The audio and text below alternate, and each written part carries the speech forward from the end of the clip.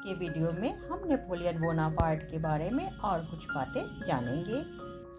चलिए शुरू करते हैं। टाउलियन पर कब्जा। फ्रांस में क्रांति के समय फ्रांस के शाही परिवार ने ब्रिटेन से सहायता ली थी। उस सहायता के बदले ब्रिटेन ने शाही परिवार से सौदा किया था, जिसके तहत फ्रांस के शाही परिवार ने ब्रिटेन को खारी समुद्री ताकत सौंप दी थी। परिणाम स्वरूप फ्रांस बेल्जियम को खो बैठा। टाउलियन पर ब्रिटेन का कब्जा हो गया और स्पेन की स्थिति विचारणीय हो गई थी। इधर प्रतिशोध की ज्वाला में धधकते नेपोलियन ने निर्णय लिया कि फ्रांस की जीत उसकी स्थिति को मजबूत करेगी तथा आने वाले दिनों में वह कार्सिका पर कब्जा कर लेगा। अर्थात उसने फ्रांस सरकार का सहयोग करने का मन बना लिया था। वह 3 बार कार्सिका को स्वतंत्र कराने का असफल प्रयास कर चुका था। हालात बदलने के कारण नेपोलियन ने अपनी नीति में भी परिवर्तन कर लिया था। अतः उसने फ्रांस के महत्वपूर्ण पद प्राप्त कर सत्ता में भागीदारी करना समझदारी वाला कदम माना। इस बीच उसके परिवार की आर्थिक स्थिति दयनीय थी। पाउली के समर्थकों ने उनका सारा सामान लूट लिया था। उनकी सारी संपत्ति शत्रुओं के हाथों में थी। शरीर पर पहने कपड़ों के अलावा उनके पास कुछ भी नहीं था। अपने भाई बहनों व माँ के कष्टों को देखकर नेपोलियन का मन अपार दुख से भर गया था। उस समय उन्हें सहारे की जरूरत थी, किंतु नेपोलियन भी विवश था। वह एक बड़ी जीत हासिल कर फ्रांस सरकार की नजरों में चढ़ जाना चाहता था, ताकि पुनः उच्चाधिकारी बन सके। हालांकि उसके पास कुछ भी नहीं था। उस पर फ्रांस विरोधी होने के भी आरोप थे। ऐसे में फ्रांस की जनता का उनके प्रति कैसा व्यवहार होगा, यह उसे नहीं मालूम था। गरीब बेसहारा परिवार को छोड़कर अपने लक्ष्य की तरफ बढ़ना नेपोलियन के लिए असहनीय हो रहा था, किंतु उसने अंत में मन को कड़ा कर लिया। उसने फ्रांस सरकार के सामने अपना पक्ष प्रस्तुत किया और कहा, मैं क्रांतिकारी हूँ, फ्रांस की नई सरकार का सहयोगी हूँ। इसी कारण पाउली के समर्थकों ने मुझ पर व मेरे परिवार पर हमला करके मेरा सब कुछ लूट लिया और मुझे देशद्रोही घोषित कर दिया। आज भी मेरी वफादारी फ्रांस सरकार के साथ है। मैं ब्रिटेन के हाथों में जा चुके टाउलिन को पुनः इस देश के अधिकार में देखना चाहता हूँ, अतः मुझे मौका दिया जाए। फ्रांस सरकार ने नेपोलियन की बात पर विश्वास कर लिया और सेना के उच्च पद पर उसको तैनात कर दिया। फ्रांसीसी सरकार टाउलिन को ब्रिटेन से वापस लेना चाहती थी। नेपोलियन की वफादारी तथा बहादुरी को परखने का यह अच्छा मौका था। अतः सरकार ने उसे टाउलिन विजय का आदेश दिया और अपने अनुसार कार्य करने की खुली छूट दे दी। फ्रांस की रिपब्लिकन आर्मी ने नागरिकों से निवेदन किया कि वे बड़ी संख्या में सेना में भर्ती होकर अपने देश की रक्षा करें। रिपब्लिकन आर्मी की इस गुहार पर पुरुष ही नहीं, महिलाएं भी सेना में भर्ती होने लगी। अपने योजना के अनुसार नेपोलियन ने 100 तोपों के साथ अंग्रेजी फौजों पर हमला बोल दिया, जिससे अंग्रेजों का बारूद खाना तबाह हो गया। अंग्रेजों के पांव उखड़ने लगे। तोपों के गोलों से जहाज उलट गए। ब्रिटिश जल सेना में हड़कंप मच गया। सारा गोला बारूद नष्ट हो जाने व जहाजी वेरों के डूब जाने के कारण ब्रिटिश सेना नेपोलियन के सामने रुक न सकी और पीठ दिखाकर भाग छूटी।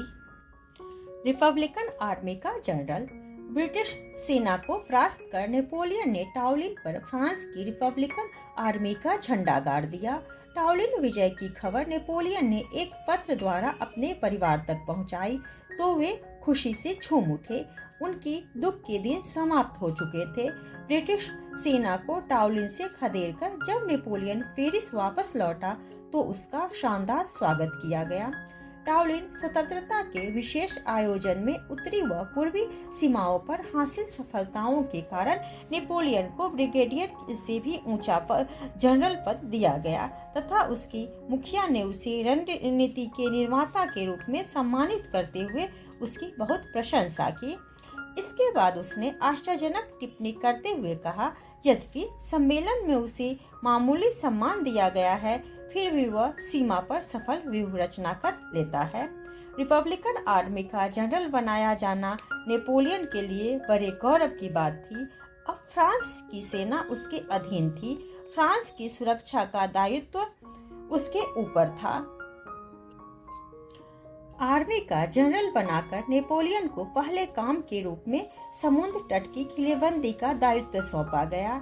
इस कार्य को पूरा करते हुए नेपोलियन ने जिनेवा के से संपर्क स्थापित किया। उसकी इच्छा थी कि कार्सिका को लेकर जिनेवा व फ्रांस के मध्य जो सीमा विवाद अस्थायी रूप ले चुका है, उस समस्या को खत्म कर दिया जाए। इसके लिए जिनेवा को विश्वास में लेना बहुत जरूरी था। नेपोलियन ने अपने इस मकसद में सफलता हासिल भी की। सीमा की समस्याओं का तेजी से समाधान होने लगा। नेपोलियन के सराहनीय कार्यों से उसकी ख्याति तेजी से पूरे फ्रांस में फैल रही थी। इससे सालिसिटी परेशान हो उठा। जब फ्रांस की सेना ने नेपोलियन को निकाल दिया गया था, उस समय जब फ्रांस की सेना से नेपोलियन को निकाल दिया गया था, उस समय सालिसिटी ने ही अपने अधिकारों का प्रयोग कर उसकी सेना में पुनः नियुक्ति की थी। ऐसा उसने नेपोलियन को अपने दबाव में लेना तथा कार्सिका वासी होने का कर्तव्य निभाने के लिए किया था।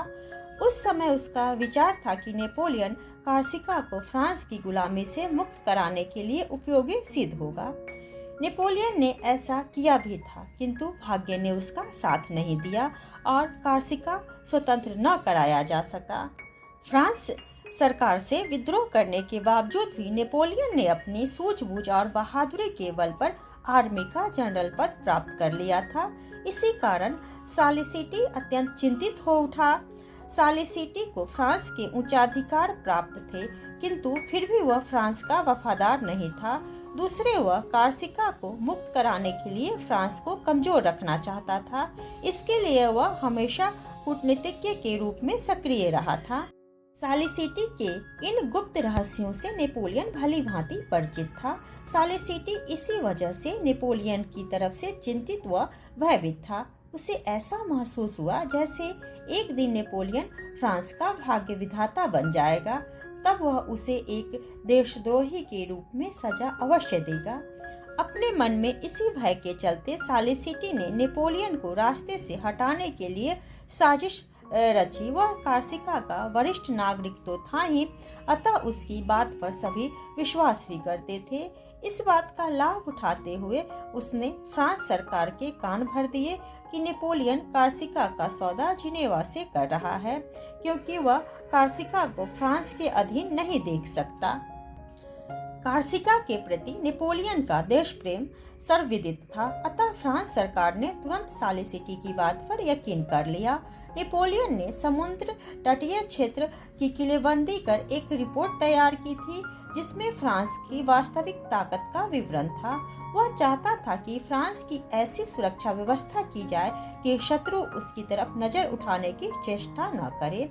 रिपोर्ट तैयार कर वह नाहस आया, जहां उसे गिरफ्तार कर लिया गया। अचानक और बेवजह हुई अपनी इस गिरफ्तारी से नेपोलियन को गहरा सदमा पहुंचा।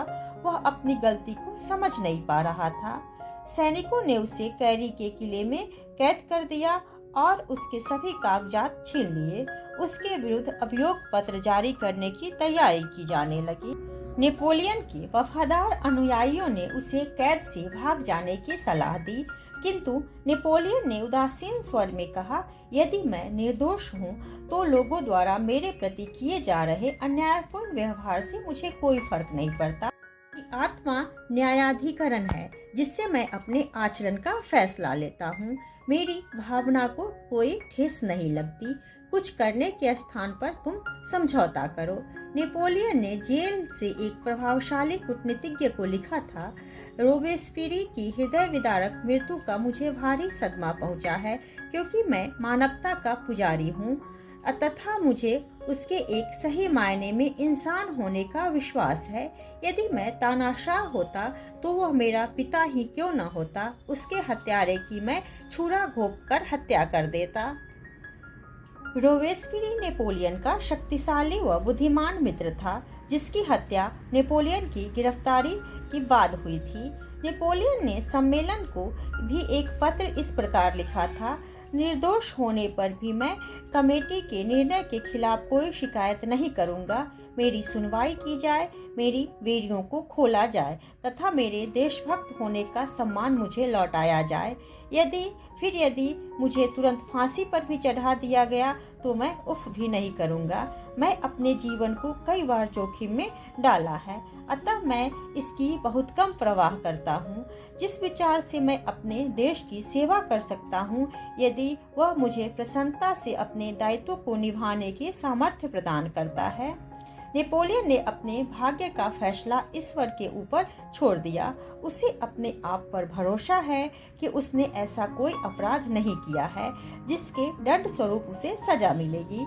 उसे इस बात का भी विश्वास था कि उसे अपनी सफाई के लिए एक मौका जरूर दिया जाएगा। तब वह फ्रांस सरकार से अपना अपराध पूछ सकेगा। यदि वह निर्दोष हुआ तो सरकार को अपने बेगुनाह होने का यकीन भी दिलाएगा। एक दिन अनायास नेपोलियन को कैद से आजाद कर दिया गया। रिहा होने के बाद उसे युद्ध कमीशन के सामने अपना बयान देने को कहा गया। तब नेपोलियन ने आवेश में आकर सेना के उच्चाधिकारियों के समक्ष दो टूक शब्दों में कहा: बिना किसी अपराध के सोचे समझे मुझे गिरफ्तार कर लेना एक बचकाना हरकत थी। मैं एक प्रतिष्ठित और जिम्मेदार सैनिक हूँ। मुझे इस तरह गिरफ्तार करके आप लोगों ने मेरी प्रतिष्ठा पर वज्रपात किया है।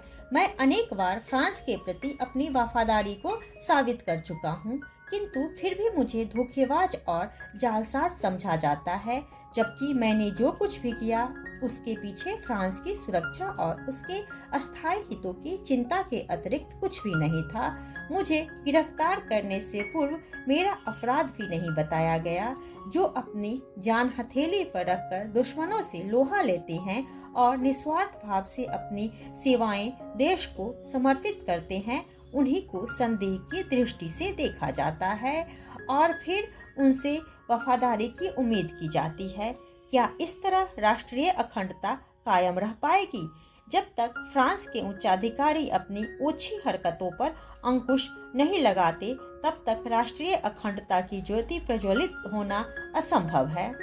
सेना के उच्चाधिकारी नेपोलियन के एक एक शब्द पर अपनी गलतियों का एहसास कर रहे थे, किंतु फिर भी उन्होंने नेपोलियन का नाम उच्चाधिकारियों की सूची में शामिल नहीं किया था, क्योंकि नेपोलियन से ईर्ष्या करने वाले अभी भी सक्रिय थे।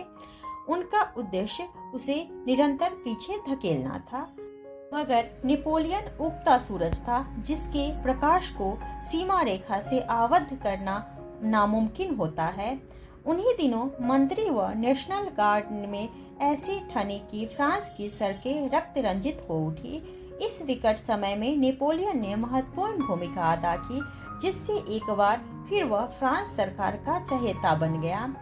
स्वयं पर गंभीर आरोप लगाने वाले सालिसिटी को नेपोलियन ने एक पत्र में लिखा था: बेहतर भूमिका किसने अदा की, तुमने या मैंने? मैं तुमसे बदला ले सकता था, किंतु मैंने ऐसा नहीं किया। यदि पश्चाताप करना चाहते हो तो अपने देश के हित के लिए किसी अन्य स्थान पर जाकर एकाग्रचित्त होकर सोचो। मेरे होठों से कभी तुम्हारा रहस्य उजागर नहीं होगा। अपने आप को टटोलो, मेरे विचारों को महत्व दो, तुम इन्हें महान व उदार ही पाओगे। नेपोलियन पुनः आर्मी जनरल के रूप में अपनी नौकरी करने लगा था। तो आज के लिए इतना ही। अगर आप लोगों को यह वीडियो पसंद है तो वीडियो को लाइक करें और चैनल को सब्सक्राइब करें।